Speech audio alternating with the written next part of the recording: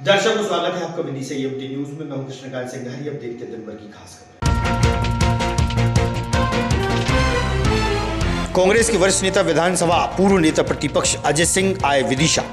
कांग्रेसियों से की घर घर जाकर मुलाकात, पार्टी के हितार्थ कही बात।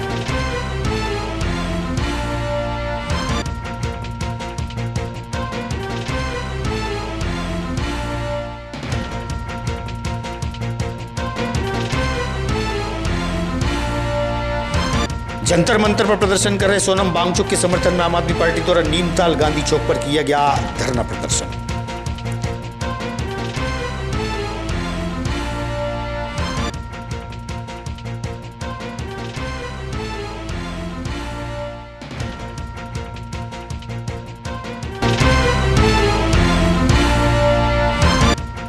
और सरपंच संघ, सचिव संघ और जीआरएस संघ द्वारा सचिव की सड़क हादसे में मौत को लेकर निष्पक्ष कार्रवाई हेतु प्रशासन को सौंपा ज्ञापन।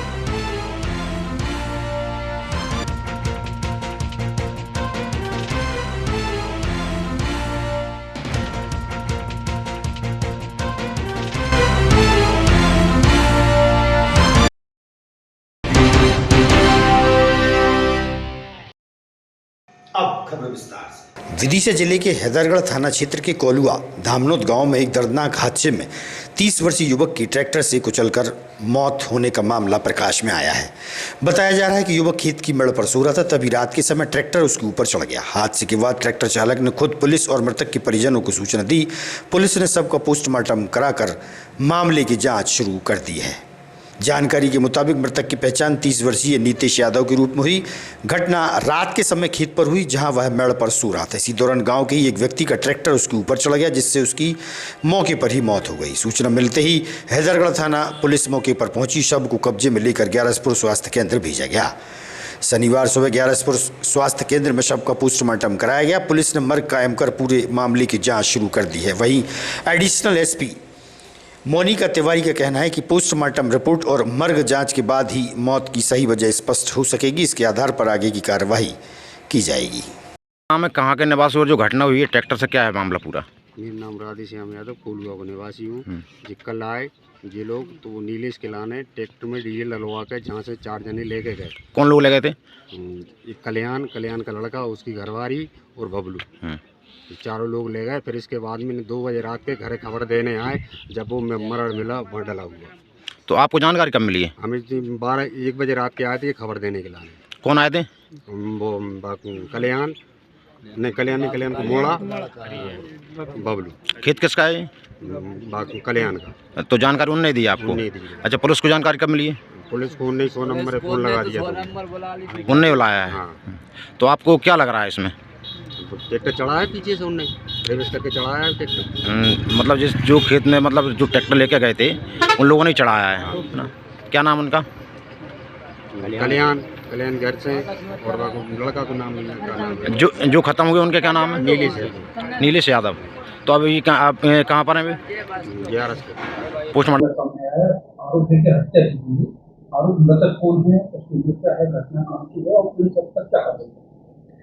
कल रात थाना हैदरगढ़ के कोलवा धामनोद ग्राम के अंतर्गत एक घटना सामने आई थी, जिसमें नीलेश यादव एक व्यक्ति की खेत की मेड़ पर सो रहा था, जिसके ऊपर ट्रैक्टर चलने से उसकी मृत्यु हो गई है। अभी प्रकरण क्योंकि मर्ग जांच कायम कर लिया है पुलिस ने और पीएम हो गया है, मामला पंजीबद्ध जैसे भी तथ्य आएंगे उसके आधार पर मर्ग जाँच के बाद किया जाएगा। अभी क्योंकि प्रकरण जांच में है और विवेचनाधीन है, जैसे ही कंप्लीट होगा तो सारी जानकारी दे दी जाएगी। विधानसभा के पूर्व नेता प्रतिपक्ष कांग्रेस के वरिष्ठ नेता अजय सिंह राहुल भैया विदिशा आए। विदिशा में कांग्रेस पार्टी के नेताओं के घर पहुंचे। कांग्रेसियों द्वारा उनका स्वागत किया गया। कांग्रेस के अनुसूचित जाति के प्रदेश उपाध्यक्ष संगीता और कांग्रेस पार्टी की महिला नेत्री आशा सिंह राजपूत, संतोष कुशवाहा से चर्चा हुई। वहीं विदिशा के कांग्रेसियों से अजय सिंह राहुल भैया ने पार्टी के हितार्थ एकजुट होने की बात कही।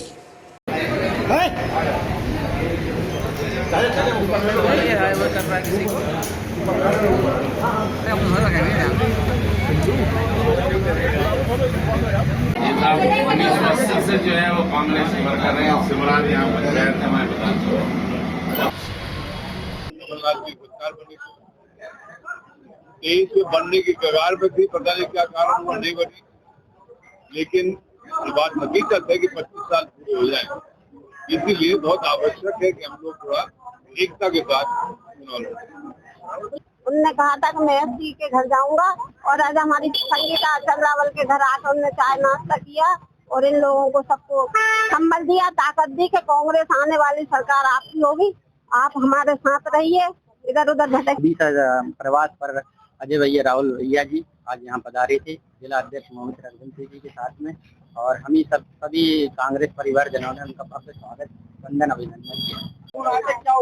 जी, मेरा नाम श्रीमती संगीता डॉक्टर हेमराज से चंद्रावल है और आज पूर्व नेता प्रतिपक्ष श्री परम सम्मानीय भैया अजय सिंह जी, राहुल भैया जी आज मेरे घर पधारे थे। समस्त महिला मंडली ने उनका स्वागत वंदन अभिनंदन किया और उन्होंने हमें अनुग्रहित किया कि आज वो हमारी इस छोटी सी गली में आए। अग्रवाल धर्मशाला ट्रस्ट में बहुजन समाज पार्टी की महत्वपूर्ण बैठक का आयोजन हुआ। भोपाल से आए वरिष्ठ नेता व पदाधिकारी शामिल रहे। बीएसपी की क्या पहचान, नीला झंडा हाथी निशान। बीएसपी की क्या पहचान, नीला झंडा हाथी निशान। हिमालय जी संघर्ष करो, हम तुम्हारे साथ हैं। हिमालय जी संघर्ष करो, हम तुम्हारे साथ हैं। तो देश के लिए करेंगे क्या अपन तैयार रणनीति तैयार हो रही है? माननीय बहन कुमारी मायावती जी के आदेश पर पूरे देश के साथ मध्य प्रदेश में भी हम संगठन की समीक्षा और कैडर मीटिंग करके जो है आगे की रणनीति तैयार कर रहे हैं। क्या चुनाव की तैयारी चल रही है? हाँ, स्वाभाविक बात है कि जब इधर संगठन की समीक्षा होगी तो संगठन में जो हमारी कमियां हैं जिसकी वजह से हम लोग पीछे रह जाते हैं, तो इस बार हम सारी कमियों को पूरे करते हुए संगठन को दुरुस्त करते हुए इस बार, क्योंकि ये आप लोगों के चैनलों के माध्यम से हमने इधर देखा है कि जब इधर कांग्रेस की सरकार बनी तो कांग्रेस के 22 विधायक जिसमें 7 मंत्री थे सबके सब बीजेपी में भाग गए। जो सब बीजेपी में चले गए हैं तो कांग्रेस इधर पूरी तरह से मध्य प्रदेश में खत्म है। तो बहुजन समाज पार्टी आज विकल्प के रूप में समाज जनता देख रही है और बहुजन समाज पार्टी जनता के सपनों को साकार करने के लिए विकल्प कर तैयार होगी, तैयार हम लोग करेंगे। और आने वाले समय में क्योंकि कांग्रेस और बीजेपी, जो काशीराम साहब ने कहा था, ये दो पार्टी नहीं एक ही पार्टी है, जरूरत पड़ेगी कि ये दोनों मिलकर एक ही सरकार बनाएं। तो आज हमें देखने को मिल गया कांग्रेस के सारे लोग लगभग सारे दिग्गज नेता मंत्री 7 मंत्री सहित 22 विधायक एक साथ बीजेपी में जाकर बीजेपी की सरकार बना ली। तो आज जनता ठगी सी महसूस अपने आप को कर रही है। आज जनता भी तैयार बैठी हुई है कि बीजेपी कांग्रेस ने जो उनके साथ जो छलावा किया है उसका बदला लेने के लिए जनता 2028 में बीजेपी कांग्रेस को दिखाएगी कि आप दोनों एक हैं। तो हम भी अब आपके साथ में नहीं हैं, आप धोखेबाज पार्टियां हैं, एक दूसरे के साथ मिलकर सरकार बना लेते हैं। तो इस बार जनता मन बना के बैठी है। विकल्प के रूप में बहुजन समाज पार्टी को जनता इधर देख रही है और हम भी ये आप चैनल के माध्यम से इधर विदिशा जिले के साथियों को, मध्य प्रदेश के साथियों को बताना चाहते हैं कि किसी भी कीमत में बीजेपी को इधर मध्य प्रदेश में कांग्रेस नहीं हरा सकती। अगर बीजेपी को हरा सकती है तो मध्य प्रदेश के अंदर बहुजन समाज पार्टी हराएगी। विदिशा के रेडीमेड वस्त्र विक्रेता संघ के चुनाव संपन्न हो गए। रेडीमेड वस्त्र विक्रेता संघ के पदाधिकारियों सहित निर्वाचन अधिकारी राजीव जैन गट्टू ने बताया, हम सब व्यापारी एकता, व्यापारी एकता। उनके उसमें चुनाव हुए हैं जिसमें महामंत्री पद के लिए अनुज जैन और गर्वित अरोड़ा चुनाव लड़े थे, जिसमें अनुज जैन 95 वोट लेकर 10 वोटों से विजयी हुए हैं। अगर अध्यक्ष और महासंघ प्रतिनिधि के लिए 4 पदों पर चुनाव थे जिसमें 3 को चुनना था। इसमें चुने गए प्रत्याशी चेतन बलेचा, जुगल किशोर सोनी और सचिन रावत, अमित जैन, सचिन रावत 114 वोट मिलकर पीछे हार गए। बाकी जो पहले अध्यक्ष की बात कर ले, ये सब निर्विरोध हो गए। आतिश जैन, रिंकू निर्विरोध हो चुके हैं। चूंकि व्यापार महासंघ में जो वरिष्ठ मंत्री जितेंद्र जैन, हम लोगों में ऐसा नियम है हर संघ में कि जो व्यापार महासंघ में एक बार जीत के चला जाता है वो पदेन प्रतिनिधि रहता है। जंतर मंतर धरने पर बैठे सोनम वांगचुक के समर्थन में आम आदमी पार्टी द्वारा नीमताल गांधी चौक पर धरना प्रदर्शन किया गया और अपनी बात रखी।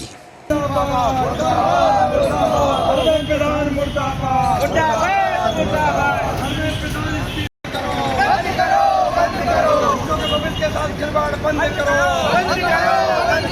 धर्मेंद्र प्रधान इस्तीफा दो, इस्तीफा दो।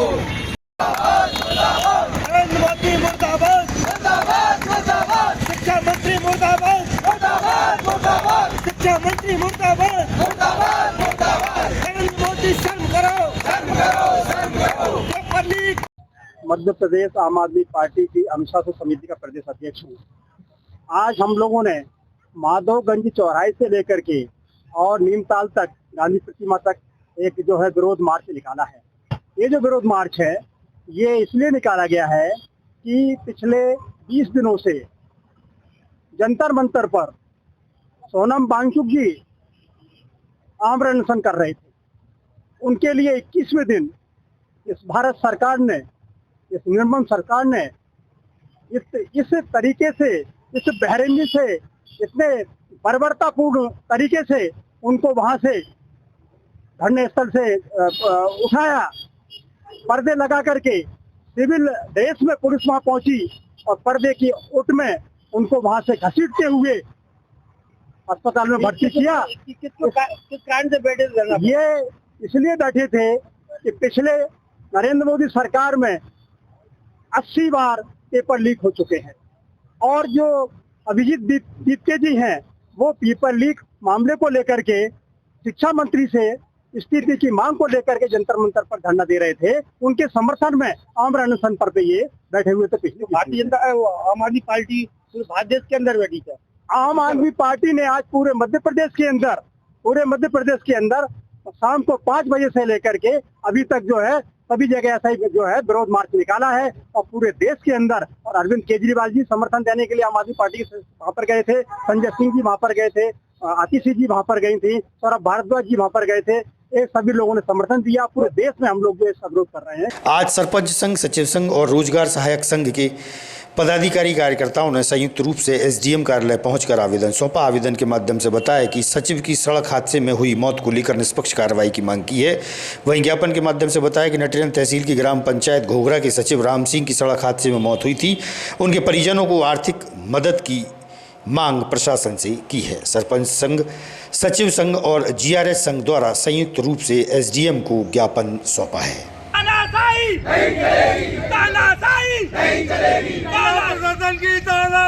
कर्मचारी संगठन अभी तो ये अंगड़ाई है, अभी तो ये। आज हमारे पूरे सरपंच, सचिव, सहायक सचिव लोग हमारे प्रशासन द्वारा जो अभी परसों के रोज हमारे बीसी में हमारे सचिव महोदय को दलाल धमकाया गया कि अगर आप 181 बंद नहीं कराओगे तो आपको हम निलंबन कर दिया जाओगे। इस कारण से हमारे सचिव ने बहिराभूत होकर रात को 8 बजे तक ग्राम पंचायत में रहकर 181 को कटवाने का प्रयास किया, मगर नहीं कटी गई।